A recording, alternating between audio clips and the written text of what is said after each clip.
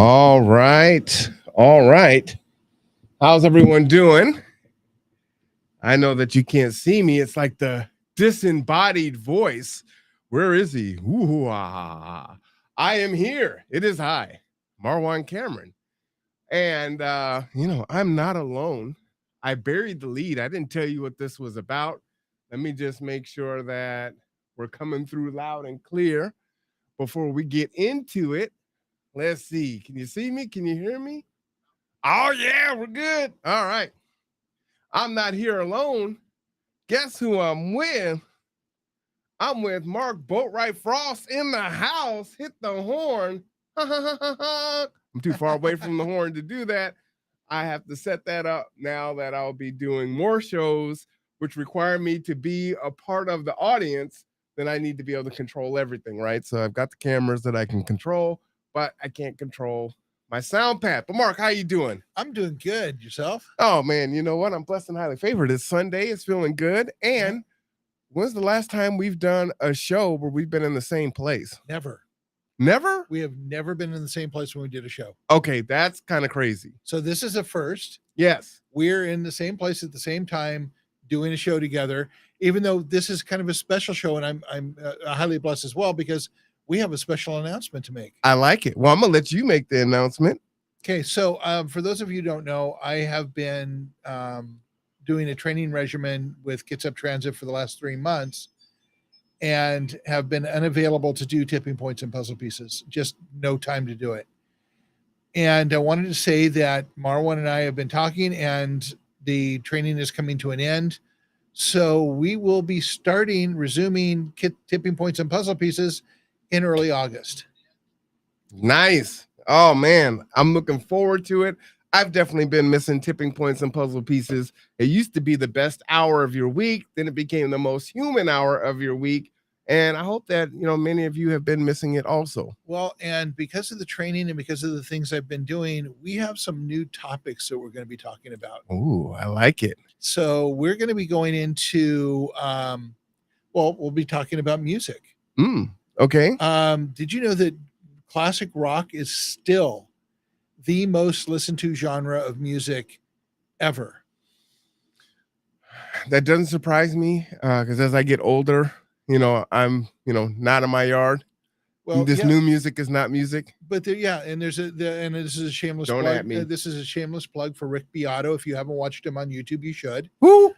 Rick Beato is a studio musician, does his own shows and recording, but he's also does music theory and does his own YouTube show covering a wide range of subjects. Really? And one of the things he talked about is he's wondered why music is so bad these days. His words, not mine, though I agree with him. Technology is my answer. And he said that, people don't play music and write music anymore.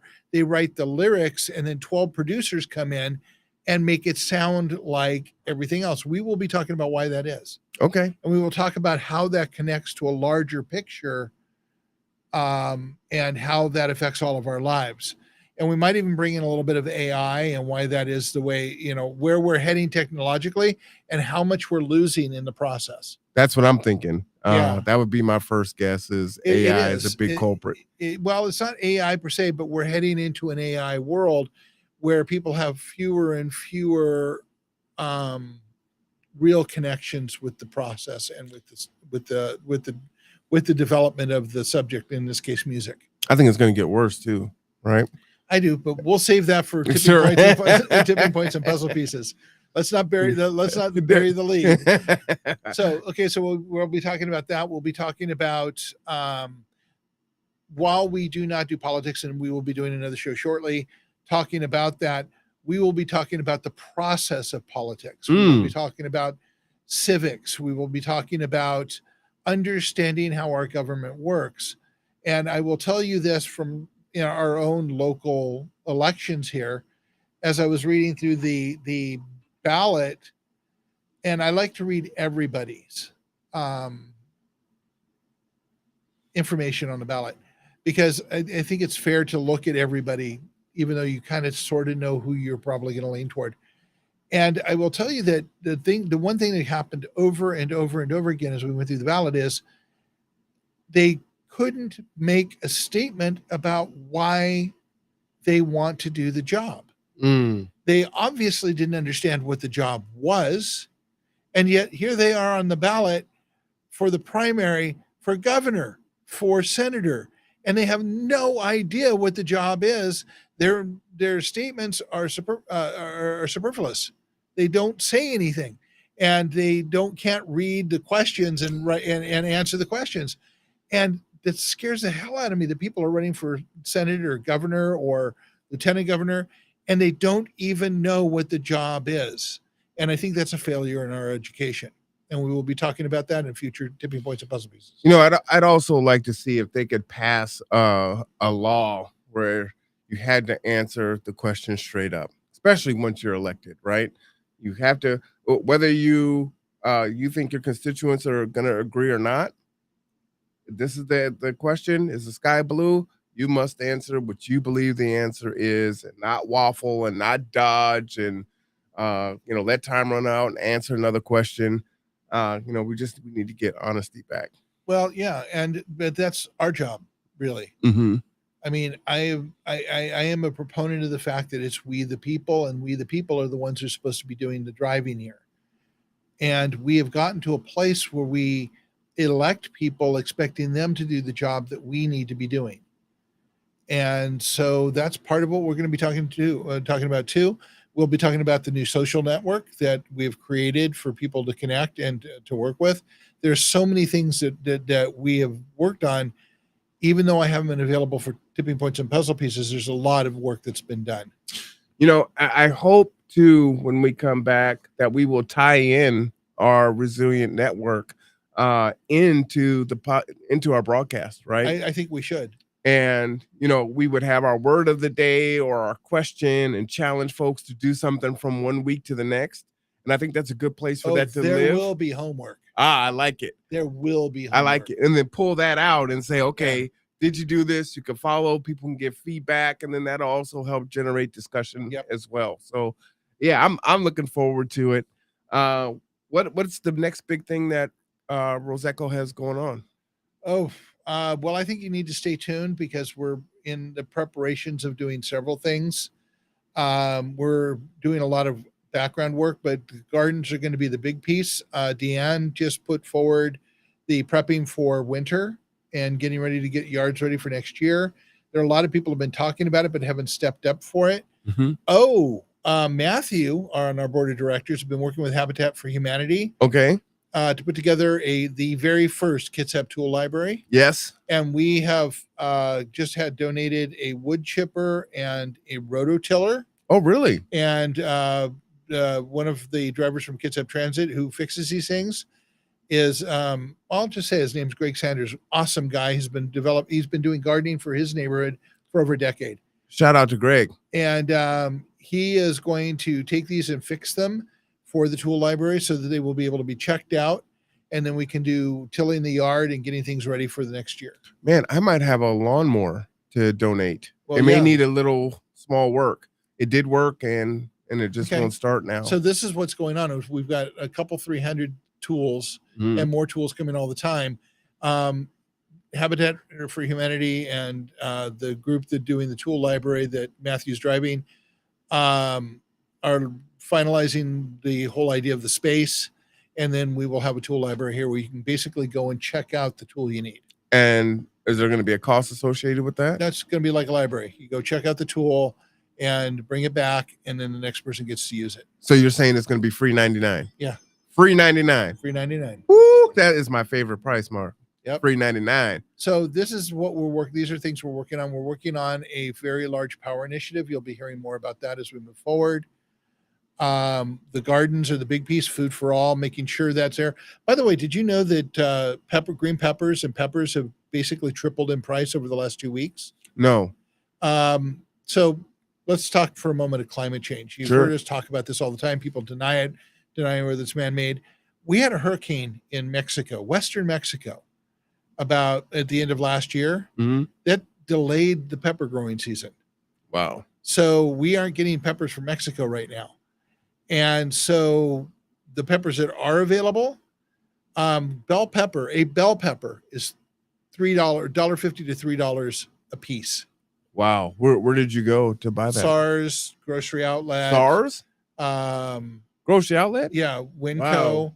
The Wow. pepper prices are through the roof right now. So you're going to the cheap stores and that's what you're seeing.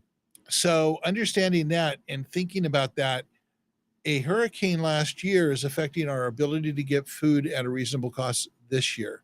And more of that's going to happen.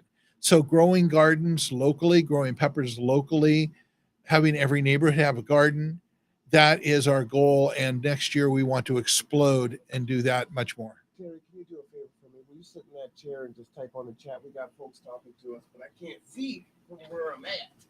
All right, we got Terry in the house too. So she's going to jump in. Just use the mouse there, and that you see the bottom button that says chat. It's lit up in the blue in the center screen. Oh, listen. Yep. Yep, and then just go down to the bottom right. Yep. All the way to the right. More. Nope, keep going right. See it? There you go. All right. Oh, that's Michael. Go ahead and just click on the middle, and that'll put it up on the screen.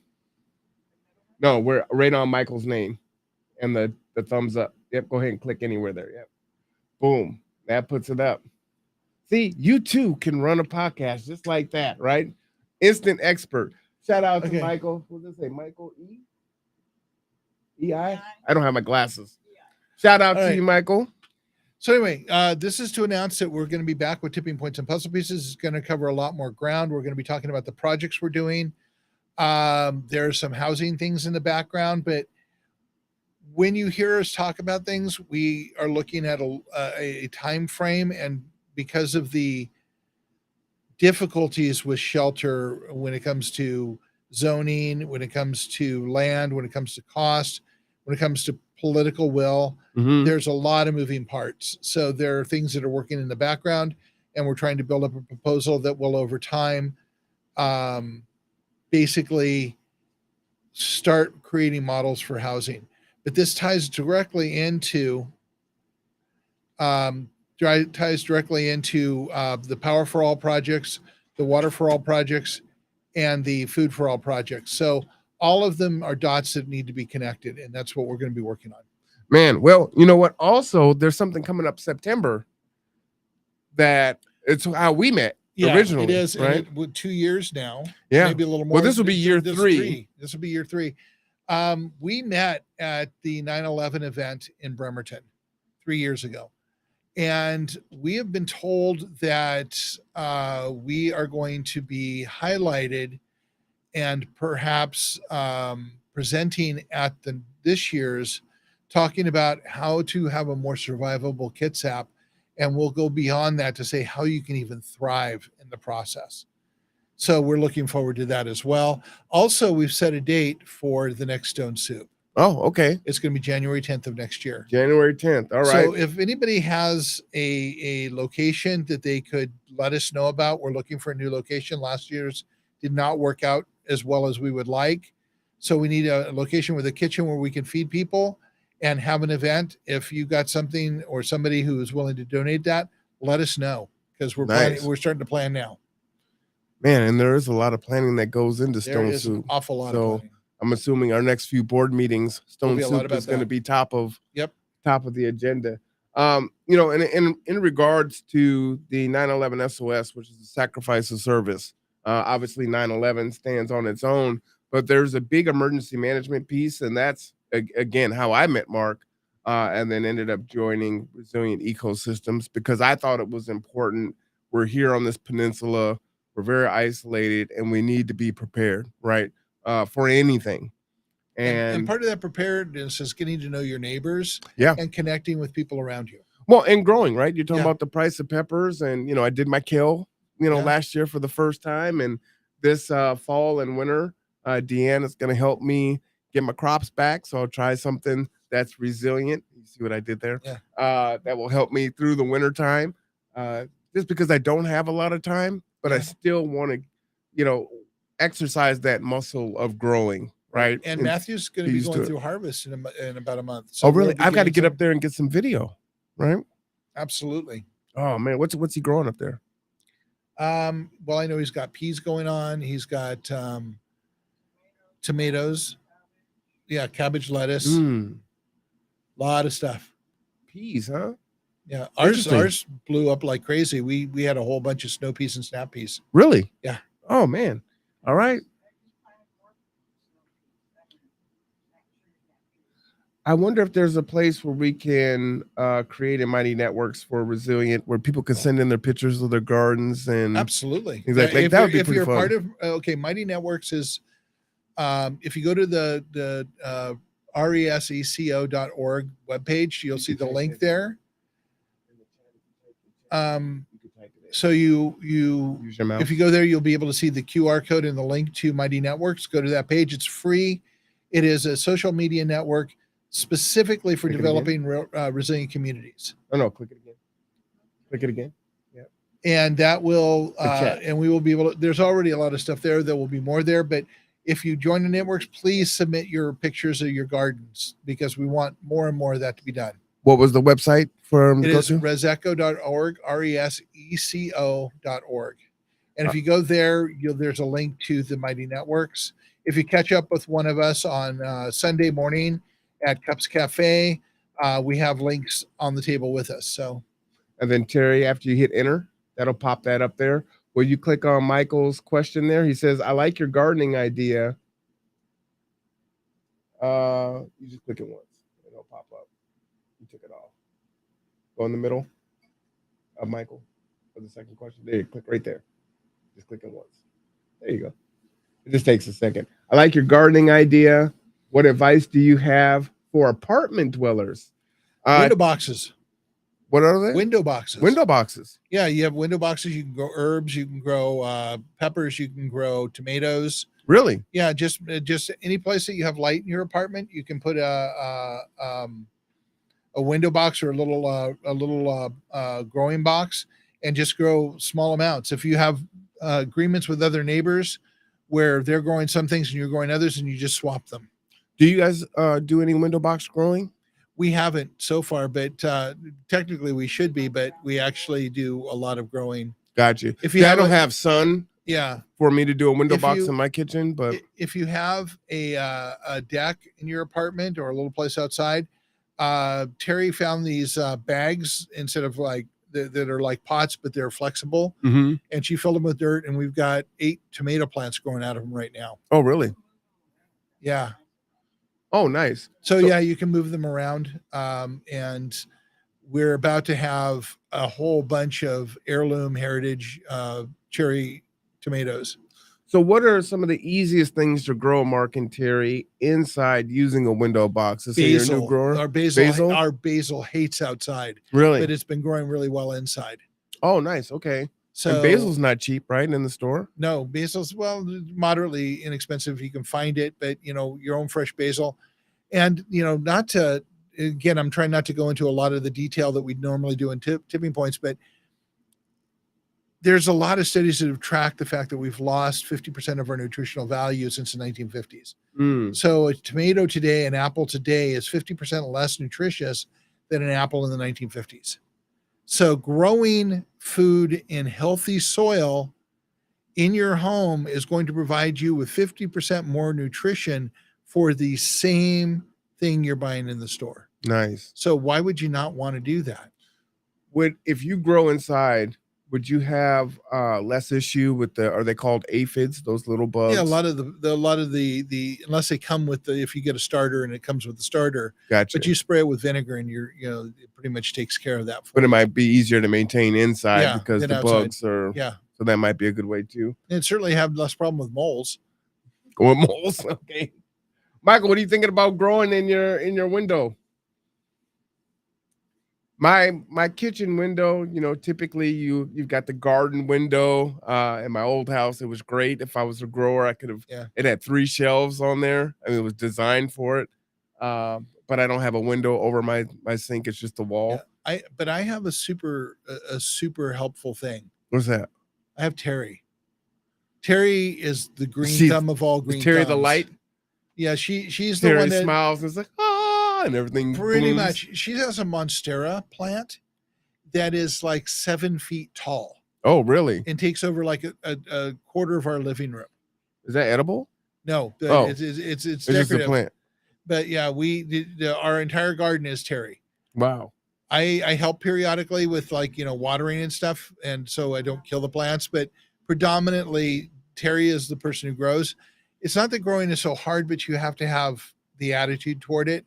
And while I can do it, I usually don't have the time to do it. So Terry, let me ask, is there because I don't have natural light, can I get an artificial light and grow in my kitchen Yeah, with the absolutely. Really? Yeah. What kind would I They're get? kind of pink generally. Pink? They're grow lights all over the place. There are warehouses in the Midwest that have 13 stacked rows of lettuce and microgreens with pink grow lights through all of them. Well, I'm just thinking maybe I know, little but I small- mean, it's just just the grow lights that they use is generally a pink tint LED grow light. You can get them from anywhere from $20 to $50 to $1,500, depending on what you get. So maybe $20, and Yeah. then I can put a little light in there, grow my basil, Yeah, grow a few other things right there. Huh. Yeah. Then I won't have to worry about the light. Yeah. Then I might be able to salvage my lucky bamboo. yeah. There you go. One of my students gave it to me, I think in 2016. It's still alive, but Yep. it was supposed to grow to 4 feet, and it's the same size as it was when she gave it to me. Okay, so since we've gone kind of farther than we thought we were going to go Yeah. on this program, let's. Oh, we haven't talked in a while. We haven't. Oh yeah, go ahead. Go tell. I don't get any sunlight and very shallow window. Very shallow window ledge. So I don't know if that idea would work, but I would like to try to grow some Spicy what else is peppers. it? Spicy peppers. Oh, we Yeah. were just talking about that. So you can do that. You can get LED grow lights.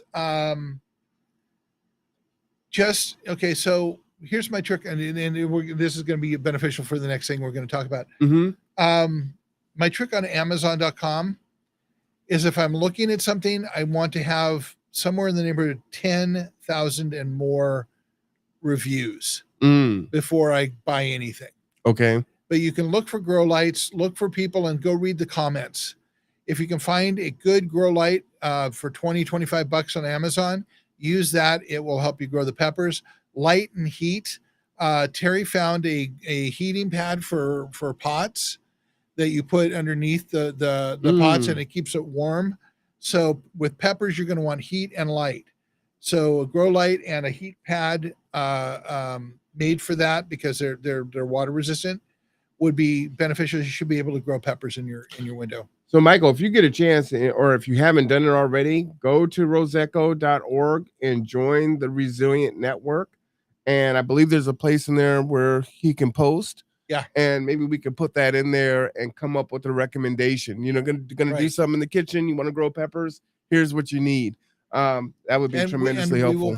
We'll start putting Mhm. videos in there about people who do it. Yeah, that's perfect. Terry's got a few. I've got a few that we would put there.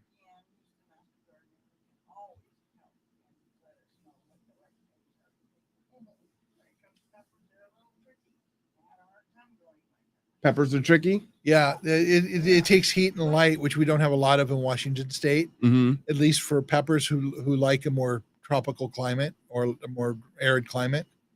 I mean, YouTube Yeah. video. yeah. Well, I it'd mean, just be nice to you did- curate it so folks don't have to go out and Yeah, search. look And, right. So yeah, and we will be doing that. We'll go to the Food for All page. I will set up a section for how-to videos, so we can do that. Marwan and I are talking about that for a project he's got going on. I will start setting up a curating section for that. I love it. So again, if you go to roseca.org, that is the Resilient Ecosystems website. Go take a look at the front page. You'll see a link to the Mighty Network site.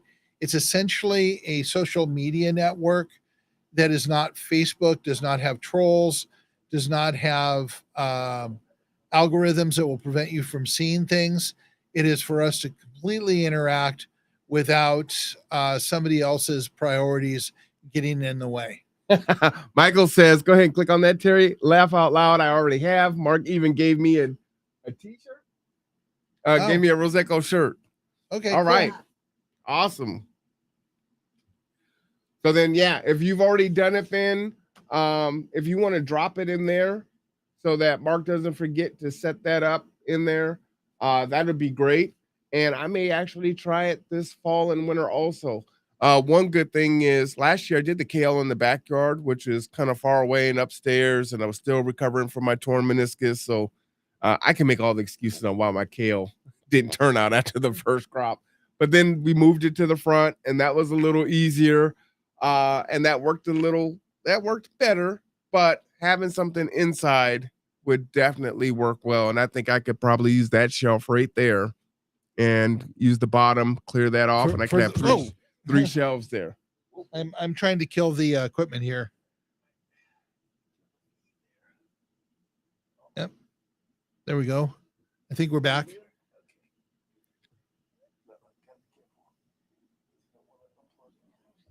Okay. He's pointing to a shelf over there, so you know. Because obviously you can't see it, and I can't pan a camera around. So is that what you were trying to do? Is pan it over? Yeah. The power cord on this was right where my foot was, so I'm going to move that over here a little bit. All right. So changing subject slightly. Sure. We were going to do 2 shows, but we've kind of gone really far with this one, so I'm just going to go here. One of the things Marwan and I talked about, because it is an election year, is, the obvious question is, who do you want to vote for? Who do you like? And this, that, and the other. And I said, as much as I want resilient ecosystems and the Kitsap and the resilient community movement to be many, many, many faces, I've been pushing it for the last few years, and I have become the face of it. So I cannot, being a 501c3, make any political recommendations, not that I would anyhow. I don't give endorsements. We do not give endorsements. We cannot give endorsements because we are a 501c3. That said, Marwan and I talked about this. I said, I did want to talk about a little bit about what I look for when I am making a decision about who to vote for. And there are some, and I mentioned it earlier when we were talking about the next tipping point, so I'm not really going to go into it here, but the status of people's understanding of civics is abysmal. You read comments on social media, Facebook and others, you watch the news, you realize that people have no idea how the government works. They don't understand the checks and balances. They don't understand the place of the Supreme Court, the executive branch, and the legislative branch, and what each of their separate jobs are, and that the Senate and the House are not the same thing. I mean, they are all Congress, but they don't do the same things. They are not responsible for the same things. And that scares the hell out of me, because democracy is hard. Democracy is taught in high school? It was. I have talked to several people who said it's not taught in high school anymore. It's not taught in that way in high school. And I'm going, yeah, we have to teach it in high school. We are a democracy. People have to understand what the roles of the people they're electing are, because I'm looking at the people who are elected, and I'm looking at the representatives, and I'm going, these people don't seem to understand what their job is. Hence, we don't have a budget yet. Well, I might say that might be by design, right? If you keep people ignorant and unknowing, then it's easier for me to keep control and power. Well, I told Terry this earlier. It's it's really easy to fall into conspiracy theories because things are broken. And, that's not even a conspiracy. And the tiers are, and the things are in place that could create it, but there's nobody in charge. I would feel a lot better. This is not saying that I want a conspiracy or somebody in charge, but I would feel a lot better if somebody was in charge, because you tend to keep the cattle alive. And that's not what I'm seeing happening. But when I make a decision about who do I vote for, there's a lot of things that go into it. I'm not so sold on the R and the D as people seem to be. And there are reasons to be philosophically, because we've gotten so entrenched in our places. Michael says, bread and circus. Yeah. We are, when I look at something, I want to know if the person has a sense of the job. That's Mhm. the very first thing. And you'd be surprised how many people get eliminated right off the bat by reading through things and realize they have no idea what the job is that they're trying to run for. The second thing I look for is, are they, to use a term, a one-trick pony? Do they have one thing that they're focused on? Because when you're a representative in the state or federal government or county, you need to look at many things. It's not one thing. True, but there are a lot of people that get elected running on that one big ticket item. Well, I'm talking about how I choose, Mm-hmm. and I'm helping people think through maybe a little bit more about what to do. I want to see somebody who has a broader understanding of what's going on. And then the next thing I look for under that is, do they really get the depth of what they're talking about? And I'll read a lot of first I'll start with their webpage and I'll read their material. If I have a chance, I'll talk to them and get a sense of, of what their understanding and how their focus is. There are people who are education, but do they really understand education? Or are we throwing more money at something that's failing? Mm-hmm. And I'll be honest, I think that we are failing students. We are failing in education because we throw money at something that needs a different approach.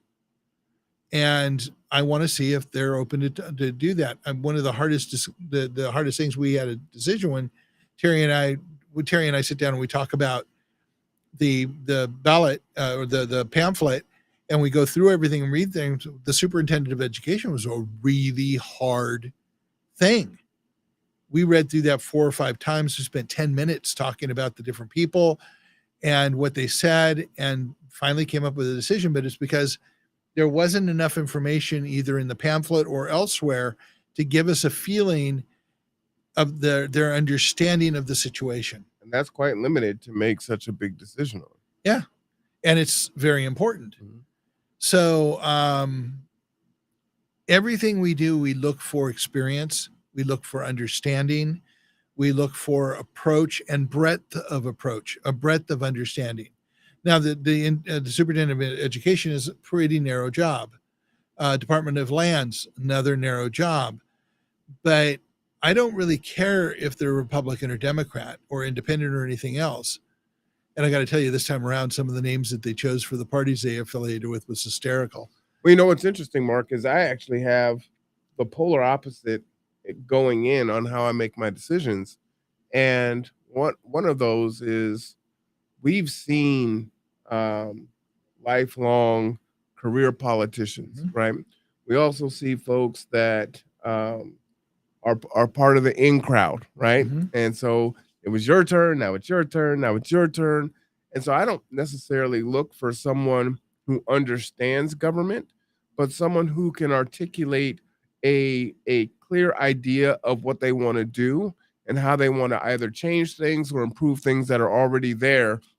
I don't care about their previous experience and do they know the nuances of how the Senate works or how the state works. Well, how effective can they be in what they want to do if they don't understand how it works? And the reason why I feel that way is what we end up getting is much of the same. And Mhm. so people have, well, we can talk about climate change, right? So climate change is a thing. We've been talking about it for a long time. I mean, 60s, since 1960s. I was just about to say that, right? Yeah. But we've only been making these incremental strides, but haven't we been even see how bad it is. We haven't right? even been making incremental strides. And as soon as we get something done, the next political cycle pulls the funding out of it. So that's my issue, right? And so what happens is you get the person that can articulate how government works and what they're going to do to make those incremental changes. Mhm. And then decades later, we see that it's in the same place. So I'd rather some mavericks come in that the people are going to continue to support and push, because that's ultimately what it is, right? So we go back to the "we the people" statement. Mm-hmm. I don't think it's anybody's surprise to anyone that I'm not fond of I am very fond of our political system. I believe full-heartedly in the Constitution of the United States. I believe in the checks and balances system. I think that it has been degraded to a point where it is useless in a lot of ways, and that the people doing the jobs don't really understand the jobs, and they have no interest in actually performing the jobs or doing things for the people of the United States, even to the point of Kind of making my point for me. yeah, no, and I'm not arguing. I just, when I do the decision making, I try and figure out the best of two evils. Mm-hmm. I mean, it's always that. It is always that. The only political information I will give you about choices I made is the only time I ever felt good about voting for president, absolutely 100% good about it, was my very first election, and I voted for Jimmy Carter. Oh, that was a long time ago. It was. Oh, we have another comment here. I think it's shameful that we have such educated voters nowadays. I slightly agree with both of you. I like to know that a person has an understanding on some level of the job they're seeking. Yeah, absolutely. I don't want them to be just cold and I have no idea. But I these career politicians, folks that understand and It's can all shake about the them. babies and kiss the hands. It's all about them. It's horrible. So let me just make my point with one statement. Sure. When was the last time we had an amendment to the Constitution? I don't know. 30, 40 years. However, I also like to know that a candidate has goals in mind that are going to affect my life, society in a positive way. Importantly to me, the question I need answered by a candidate. Sorry, I'm reading so rough, but I'm super far away, and even with my glasses, I can barely read this. And then also, is how do they plan to get other politicians on board? Well, and you got to move it off there for me to finish reading it. On board with their agenda, because as we know, one candidate can't get it done alone. No, and that's that's kind of the beauty of the system, is not to have mistakes, but we aren't moving forward in any ways. I mean, the Equal Rights Amendment was passed in 1972 after years, like 30, 40 years of being up every year. And then we couldn't get it through the states. And that's the last we heard of it. 70s. That's 60 years ago. Do you think we've moved forward socially since then? I think we need to stop the Equal Rights Amendment and go with a Human Rights Amendment and put it all to bed for once and for all, and stop this nonsense of equality or inequality and say everybody's got the same rights. Let's put that to bed and stop. But politicians aren't interested in doing that. They're barely interested. They can't even pass a budget, let alone a constitutional amendment. And that's on us. We, the people. We're so busy being told that we need to hate each other and fear each other, and that if you're a Republican, you can't be a good person. I think the Aaron Sorkin's show, Newsroom, said it best in the episode about The Greater Fool. It said, or actually maybe it was the one about the election, where the one of the biggest differences in how the Republican Party is now, and this is not dissing Republicans, I'm quoting the show, is that I have to be so insecure that I fear intellectual.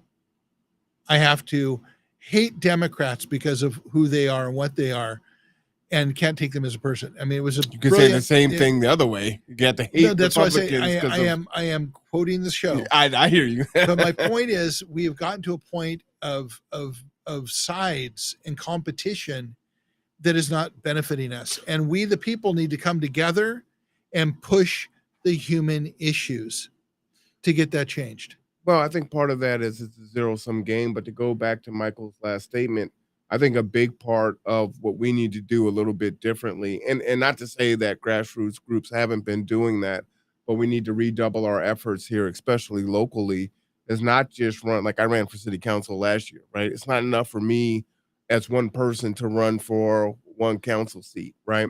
You have to have like-minded individuals challenging all seats that are open. Amen. And prepping people. And that's how you're going to change things. Well, absolutely. But we are at such odds now that you're looking at generational work to get to a point where we can change this in large form, but we can change it locally by continuing the work that we do. Well, and that's just what I was going to say. That's what Roseco is about, right? Yep. Having the neighborhood barbecues, getting people out, talking to each other, growing gardens getting together. To know each other. Yep. And then seeing, hey, you know what? We're all hungry. We all can't afford our fuel. We all can't afford our housing. All right, we can come together on that. Michael says voters can begin to vote not along party lines, but on what's best for our country. Absolutely. Yep, absolutely. And it's like, you know, I will tell you, the people that are running, in the first 2 or 3 lines of what they write, they will tell you if they are hardcore position on one side or another, and you just push them off to the sides because they're not going to go anywhere. Well, I disagree with that too. Well, you look for the people that are not entrenched, that can work with everybody, because that's what you're going to need. I think you still got to talk to them, understanding that they may not move. That may not be your focal point, but you still No. I'm talking about as a voter. No, I'm still talking about that as a voter, right? So we talk about, and we're not going to go into it at all, but we know that there are some big button issues, like reproductive rights is a big one, right? And some people, they are one topic issue, and that's everything for them. So nothing else matters unless they're either for or against that. I still think there's a space to have a conversation who's on the opposite side of that for you. They're not going to move on that. We understand that. But again, I go back to the multiple issues. If I'm going to vote for you, you'd better have more than one issue that you're dealing with. True. And that's what I'm saying. From my point of view, as I'm reading their statements, I want somebody who is not entrenched in one place and that's all they can see and that's all they can do, because their job inherently is to represent all of us in moving things forward. Big facts. And the minute you say, I'm only going to do this, well, then I'm not going to vote for you, because that you are not going to do the job I and everybody else need you to do. And I think that comes from, you know, again, we say we the people, but then we have to spend time with we the people. Absolutely. You have to get outside of hanging out with just your friends and your family members and folks that your fellow workers and employees and things like that. You need to go and stretch yourself and spend some time with people you wouldn't normally hang out with and get to know them. They're your neighbor. They're your community. It's funny because I have this conversation fairly frequently that people go, well, this person's going to vote for X, Y, and he believes in this. And then have you ever asked why? I mean, I love going to somebody who is politically opposite of me, like there is such a thing. I'm more about what we can do together, and says, well, why did you do that? Why do you hold this opinion? I mean, you must have thought it through, right? And to be honest, some people haven't. But a lot of people have. But a lot of people have. And when you have those conversations, you learn some amazing things. And it changes your thinking about the entire topic. So I always say, and I'll ask Terry this, what is my favorite thing to say about questions, Terry? Ask the next question. There is always a next question. Ask it and listen to the response. You'll learn something, you understand things differently. And amazingly, just by asking the question, you end up in a conversation with somebody who you would normally be opposed to talking to just because how they appear to believe. So tell folks, when is the next time they can have a conversation with someone from Roseco? Oh, well, today would have been a good day. We were at Cups Cafe from 10 until noon. We will be there next Saturday, 10 until noon, and perhaps not be competing with Whaling Days and next Sunday. Yeah, and the car show and stuff. So every Sunday from 10 until noon, Cups Cafe in downtown Bremerton, we do a meet and greet. We're there to talk to you, to answer questions, to have conversations, to meet you, to build community, to just bring everybody together. Ooh, I should have had you bring me a berry crumble and a dirty chai from there. Sorry about that. Yeah, man. Could have. Yep. And they got good food and they got great coffee. We've got someone else typing in here. Hey, Matt, many people are emotionally compromised. You cannot think when you're emotionally compromised. Yeah, you know, that is true. And I think that's it's gonna take time. And that's why we do the barbecues and hang out at Cups Cafe and try to make ourselves available, but also encourage other people to start spending time with each other so that we can move past the emotion. Like, okay, you feel this way about that. and you are entrenched and you're dug in. Maybe let's put that to the side right now. We're all dealing with high gas prices, or we're all dealing with the high price of food, or whatever that is. Or about to lose our home. Yeah, or we want to, get a handle on drugs here in the nation, or whatever the issue Yeah, is. I mean, understand suicide rate in teens is astronomically high. Depression, being emotionally compromised by all kinds of things. And part of that reason is because we don't have the community that we had in the past. Mhm. And I'm not even going to say 20, 30, 40 years ago. I'm talking about 50, 100 years ago. We've been breaking down those in exponential rates. We need to come back to that because we all do better when we do. And that helps with the emotional compromise because you know that somebody is there and it has your back. So Michael says Sundays at 10 to noon is bad for you. Michael, put in the chat a few times that are good for you. And keep an eye on the Reseco, the Resilient Community Movement page on Mighty Networks, because we will be putting additional times and places we will be as we move forward. My perceptive and opinion has changed dramatically. I'm missing the piece of that. Oh, absolutely. Before I started the nonprofit here in Silverdale to deal with the cards here. Oh man, you know what, Matt? I'm gonna put my email in the chat. Will you please send me an email? I would really love to meet you. I'm actually part of Rock the Block. So you probably know Don Michelle and Bailey and all the rest of them. I would love to talk to you.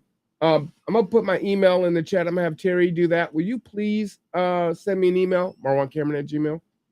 And now let me go ahead and read that. So absolutely, before I started the nonprofit here in Silverdale to deal with the carts here, I had one perspective on homeless. It was pretty grim. Since working with the homeless after starting our contract, my perspective and opinion has changed dramatically. Yep. Perfect. Yeah, true story. You can feel one way, and until you get in there, it might reinforce how you think, or it might change it, or will at least give you some nuance for sure. Yeah, and as I say, I did training with Kitsap Transit. I've spent a lot of time on buses. Before that, I drove for Gather Together, Grow Together, and I've dealt with a lot of the homeless community here. And I will tell you that they're people, and the vast majority of them are people just trying to live. Yeah. And that's something to respect, and community needs to come together for that. So Michael is saying after 3, if it's on a Sunday, is a good time for him. Okay. If there's other people that are, because we have quite a few people watching right now on different channels. If that works for you, put a 1 in the chat, and maybe the folks could shift a day or maybe stay a little later on one of the days. How about I've been kind of considering doing a barbecue at Evergreen Park. Oh, hey. So we could do it like a Sunday afternoon. Well, here's the thing. If nothing else, my neighborhood barbecue has to take place. This will be the 3rd year in a row. Okay. So we could have that here, but we can also do a barbecue at Evergreen Park and have people come over like at 5:00 on a Sunday. And we could do dogs and burgers and just talk to people. Oh, well, I will talk to you offline on that, because there was someone else that wanted to do something like that. And I think Wonder Twin Powers Activate, for those of you that are old enough to know what that is. 5. 1. Okay. All right. Okay. We'll bring the 5 robots together to make it into one giant lion robot. Well, wait a minute. Different story. Oh, that's Voltron. Yeah. Woo, man. Hey, guys. I will do my best. These are all my unread texts, not to mention my email. Okay. I try. I really do. And, if you want to just get together and have coffee, send an email to mark@Reseco, RESECO.org. RESECT. Sort of. All right. Well, this went a little bit longer than expected, which I knew it was because we hadn't talked in a while. Yep. Kind of in this format. I mean, we talk all the time, but yeah, no, I miss doing the show. Yep. So I look forward to it. We may need to do the show like this periodically, coming over to the studio and do it live. Yeah. So, Yeah. Okay. Yep. I like it. Always come on down to the studio. Okay.